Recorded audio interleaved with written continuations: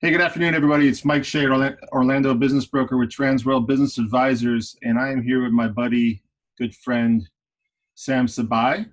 Hi, Sam. Hey, how you doing, Mike? So I was driving in Castleberry the other day and swung into Sam's office to say hello. Sam had bought a business from me,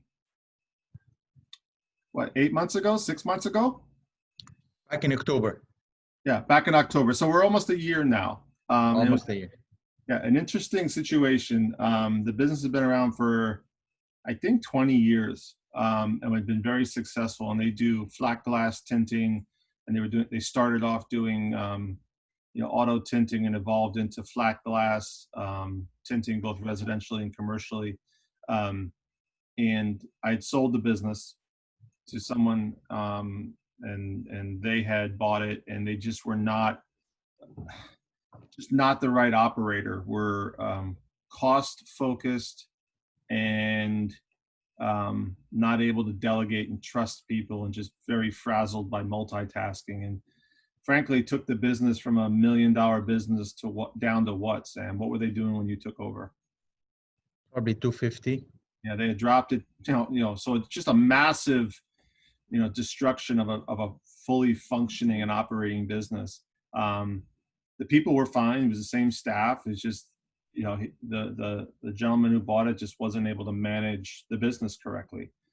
So Sam and I had met, and we spent, I don't know, days, days in my office, walking through the problems of the business and what the opportunity was. He happened to have come from the 3M world, so he understood the product really, really well, and decided to buy it. So Sam, I'm going to let you kind of give a quick history of what, why you bought it, what you thought you saw in terms of opportunity, and then, what were the things you did to turn the business around?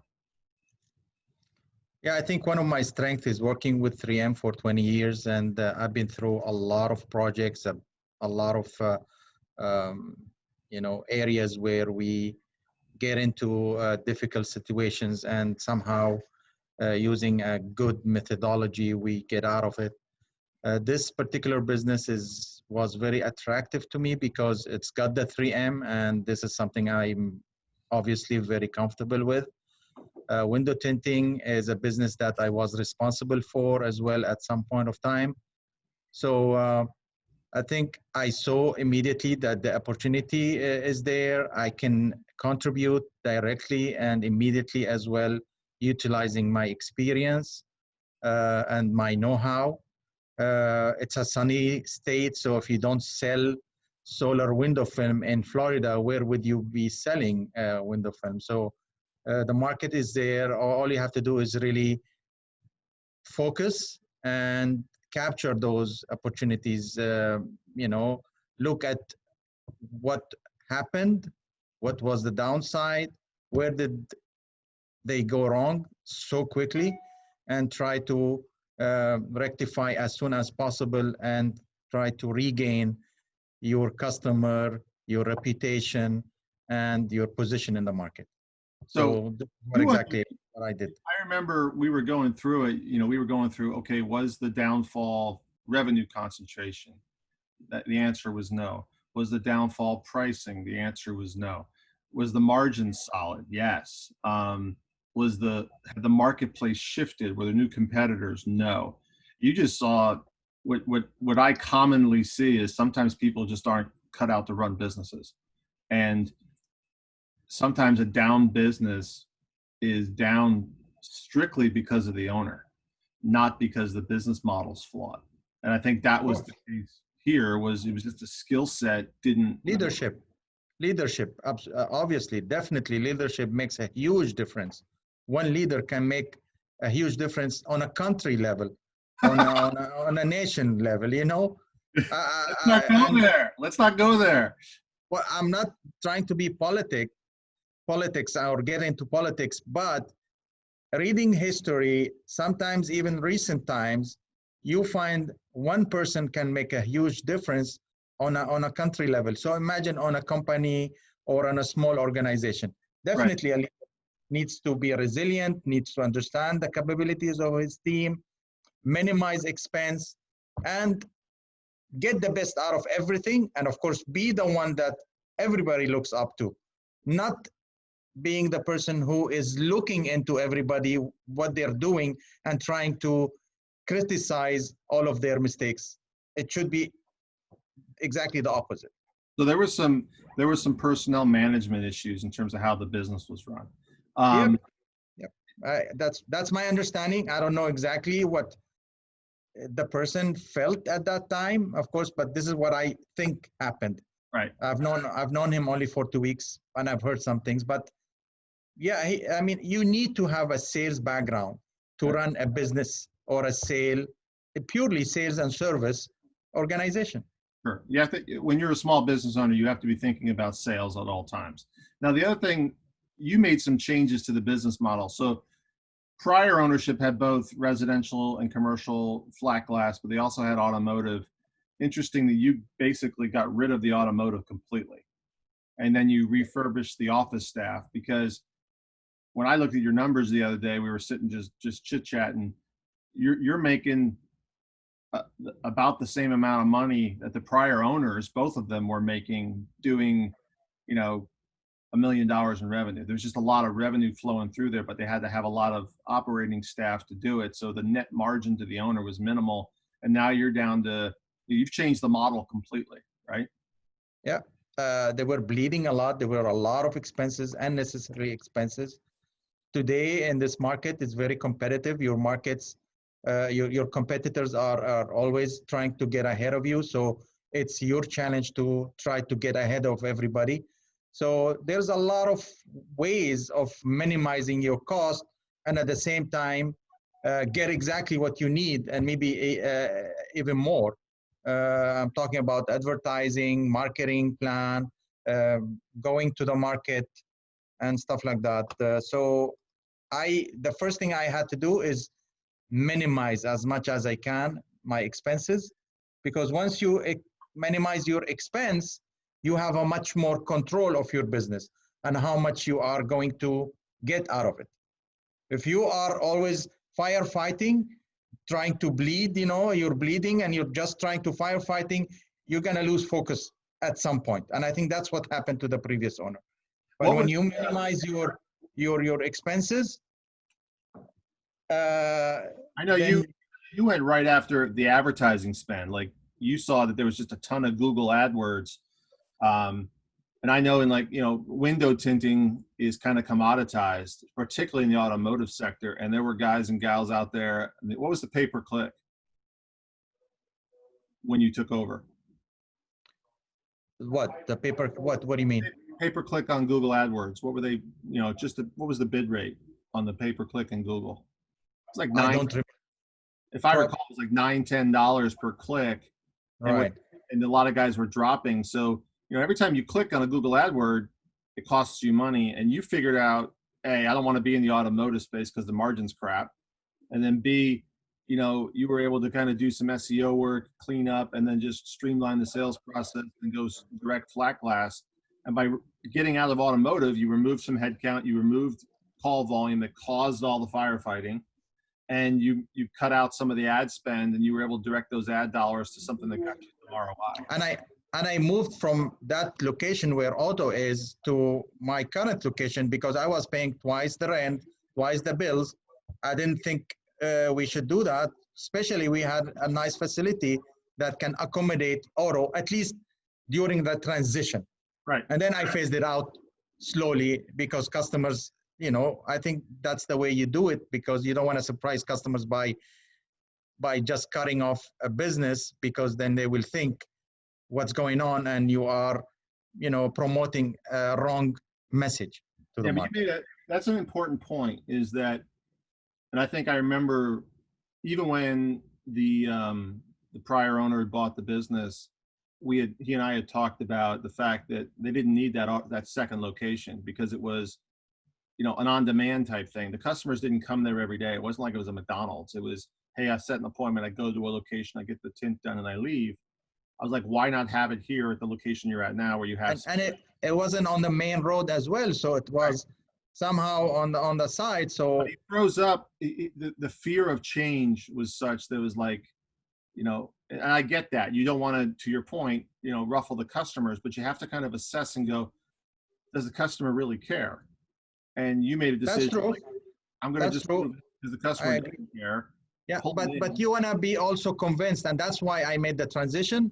I tried it, and then I was convinced that that's the direction that we have to do, and let's do it gradually so it doesn't shock our customer. Yeah, the customer doesn't care.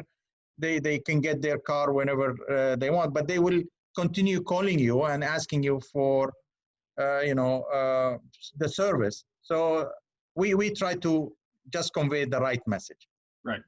Now, one of the things that prompted me to do this video with you was you said, hey, I've learned so much. Tell me what you learned about when you bought a business, what you thought, what you were afraid of, what you experienced, and now how you feel about your next adventure when you go out on one. Say someday you want to go start another business. Are you going to be as fearful the next time, or what have you learned? Yep. I mean, coming from the corporate world, of course, you always have your challenges. 3M, one of the companies that keeps you on your toes all the time, and you learn a lot. So when you open your own business, you get those butterflies, and you are somehow concerned because you are on your own. Am I going to be able to pay the bills of my employees?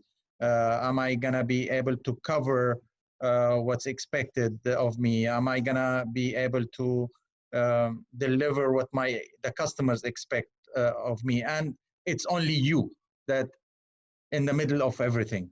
So you gotta do it. I can't say I was afraid in the beginning, but I took the challenge because I wanted to know what's going You on. were cautious.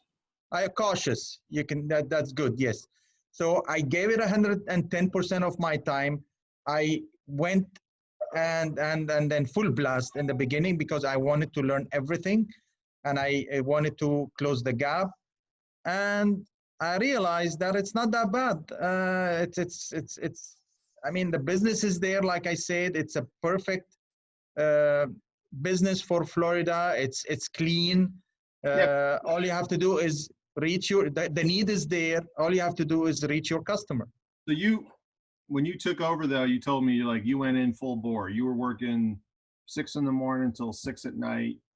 Minimum. I was doing 14 to 15 hours. Yes. Right. And that was getting cleaned up, learning, getting your arms wrapped around it, understanding everything from install to sales to the back office to the accounting. Yep. And everyone when they buy a business needs to realize this is not a job. Right? No. You No. 24/7. It's your life. It Yeah, becomes your life, 100%. yeah. And you're the one you don't expect other employees to work as hard as you are. If you think that way, you are gonna make a mistake. It's gonna be wrong. You are going to be working 17 hours, but your employees should work as they normally do, Right. and don't push them too hard. But you learned, once you got your arms around the business, sailing a ship, you've got it under control. It's mobile. You're using technology, so now you're not working 16 hours a day. The reality is, when you buy, you're in Yep. 7 days, Sure. a week, 6 months. Absolutely. And now you've Now got. we haven't talked about COVID, of course. When COVID came by, it's another completely different experience and strategy, and we had to build a new strategy to co up with the new changes that took place in the marketplace.